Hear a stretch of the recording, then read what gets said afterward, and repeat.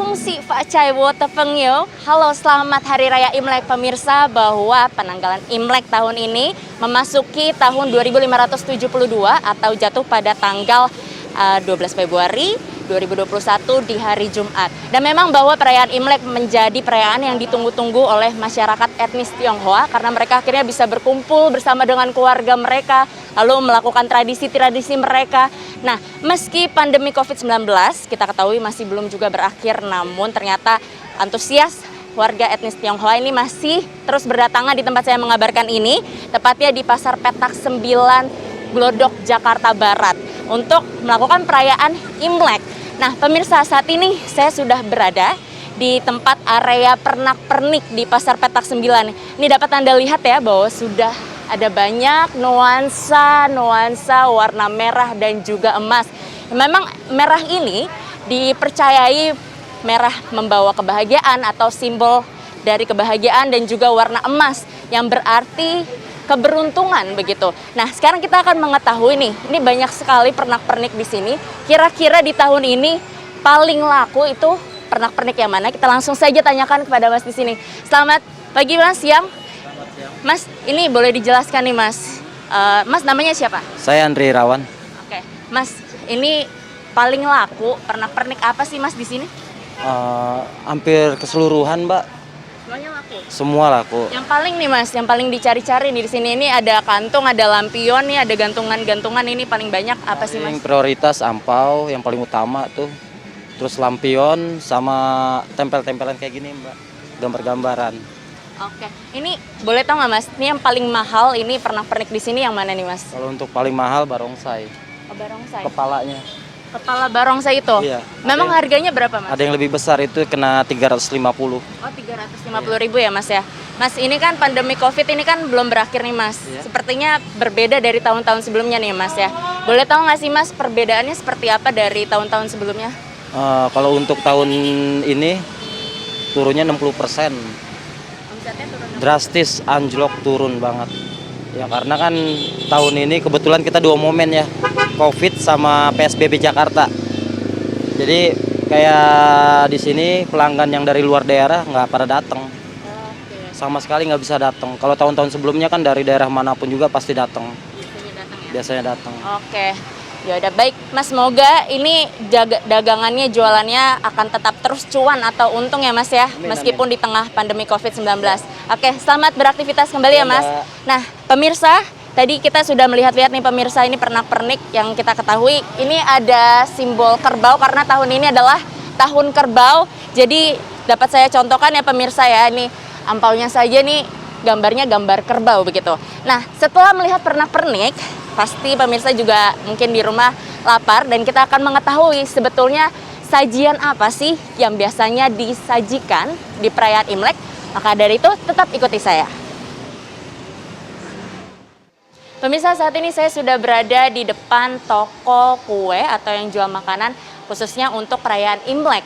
Dan ini berada di Gedung Chandra yang berada di Glodok Petak 9. Nah, dapat Anda lihat pemirsa di rumah, di sini sudah terlihat ini ada kue keranjang yang memang paling banyak dibeli oleh warga untuk perayaan Imlek di rumah. Dan di sini juga ada kue keranjang yang biasanya juga untuk menerima keluarga-keluarga pada saat di rumah ini, mereka bisa sambil makan begitu ya pemirsa ya. Dan ada banyak berbagai macam kue lainnya. Namun yang menariknya di sini pemirsa, kue keranjang ini ada terbagi menjadi dua jenis begitu. Ada yang dibungkus dengan daun dan juga ada yang dibungkus dengan plastik. Nah, kita penasaran pemirsa, sebetulnya apa sih yang membedakan yang dibungkus dengan daun dan juga dengan plastik? Dan di sini sudah ada dengan penjualnya. Kita langsung tanyakan saja ya pemirsa. Selamat siang kok, Kyonghi. Oke, kok boleh tahu nggak sih ini sebenarnya perbedaan kue keranjang yang dibungkus plastik dengan daun itu seperti apa sih kok? Kalau yang daun itu dia lebih wangi, lebih empuk, dia nggak gitu cepat kering.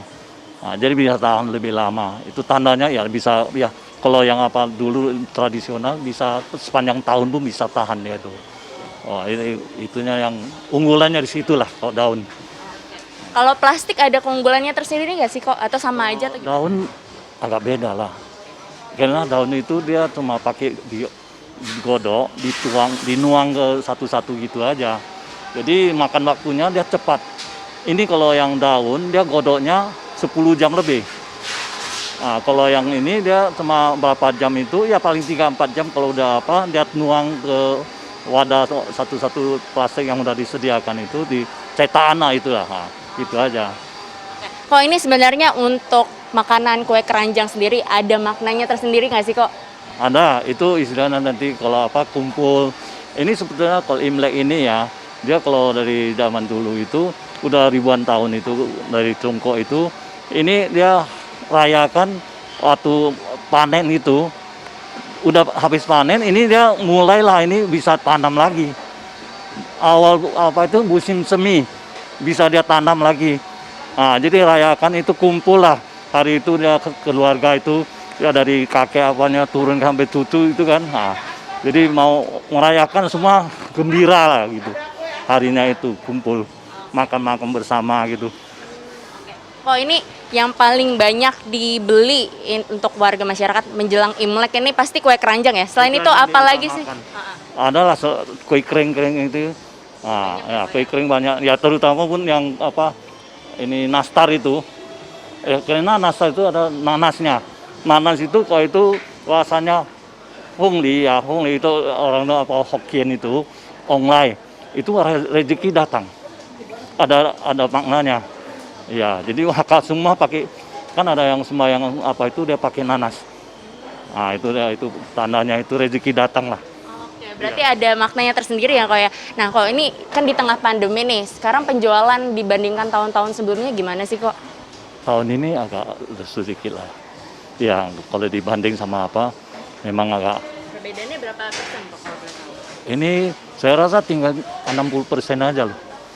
Tinggal 60% lah. Kalau dibanding sama tahun yang lalu. Ramai masih ramai, tapi ya kalau dibanding masih jauh. Tapi sejauh ini masih tetap cuan ya kok ya? Atau gimana kok? Iya, ini masih bisa dikit lah. Masih boleh lah bilang itu masih lumayan lah kalau itu ya. Nah, gitu aja. Cuannya lah ya kok ya. Oke, semoga sukses selalu ya kok ya. Terima kasih banyak loh kok atas waktunya, juga buat Aing yang lagi sibuk ya kok ya. Oke, makasih kok. Nah, pemirsa demikian bahwa memang ternyata untuk setiap hidangan pada saat perayaan Imlek ini sebetulnya juga ada arti masing-masing seperti tadi dikatakan bahwa untuk nanas sendiri yang berarti bisa membawa keberuntungan juga begitu pemirsa. Nah, dari sini kita juga mengetahui meski di tengah pandemi tetap ada warga masyarakat yang tetap berniat untuk membeli dan untuk keluarga mereka sendiri. Dan diharapkan bahwa memang hal ini dapat mampu membuat warga tetap bahagia di tengah pandemi COVID-19 dalam merayakan perayaan Imlek. Nah pemirsa, saat ini saya akan mengajak Anda untuk berada di suatu tempat yang ini menjadi tempat sakral, yaitu adalah tempat sembayang. Untuk itu, tetap terus ikuti kami. Setelah kita berkeliling di area petak 9 Glodok, Jakarta Barat, tibalah kita di perhentian terakhir di Wihara Dharma Bakti yang menjadi wihara tertua di Jakarta. Dan di sini memang warga melakukan aktivitas seperti sembahyang dan uniknya ada juga aktivitas unik lain seperti pelepasan burung. Namun pemirsa, sebelum kita membahas pelepasan burung, bahwa di tengah pandemi COVID-19 ini memang adanya perubahan seperti jam operasional yang berubah. Untuk malam Sinca tidak ada lagi perayaan sembahyang di malam hari, namun untuk di hari H akan dibuka pada pukul 5 pagi hingga pukul 18 atau jam 6 sore saja. Dan juga di sini diberlakukan protokol kesehatan seperti ada pengecekan suhu tubuh, lalu untuk kapasitas yang berada di dalam wihara ini hanya diperbolehkan 50 orang saja. Nah pemirsa, tadi selain sembahyang memang ada tradisi unik seperti pelepasan burung, dan kita akan menanyakan langsung kepada warga yang tadi melakukan pelepasan burung di tempat ini. Selamat siang Pak, namanya siapa Pak? Saya, teman-teman saya sebut saya namanya Bakmi Loncat. Bakmi Loncat sebut saya, nama saya Pak Mi Loncat aja. Kebetulan saya jual bakmi. Panggilnya apa nih Pak? Bakmi Loncat aja. Pak Oke. Loncat juga boleh. Pak Loncat, oke. Pak Loncat ini tadi kan melakukan pelepasan burung. Ini maknanya tuh apa sih Pak, pelepasan burung di tempat ini? Begini Mbak, ini pribadi saya begini. Saya kebetulan jadi sosial juga. Tim sosial Bakmi Loncat. Saya selalu bantu orang yang sakit, yang apa. 1 tahun ini, tahun tikus yang bawa rencana ini semuanya. Bawa yang COVID, corona ini semua tahu lah ya. Ini kan berapa hari lagi udah mau masukin kerbau. Masuk kerbau ini kan tikus berapa hari ini, nanti besok atau besok pasti dia pergi.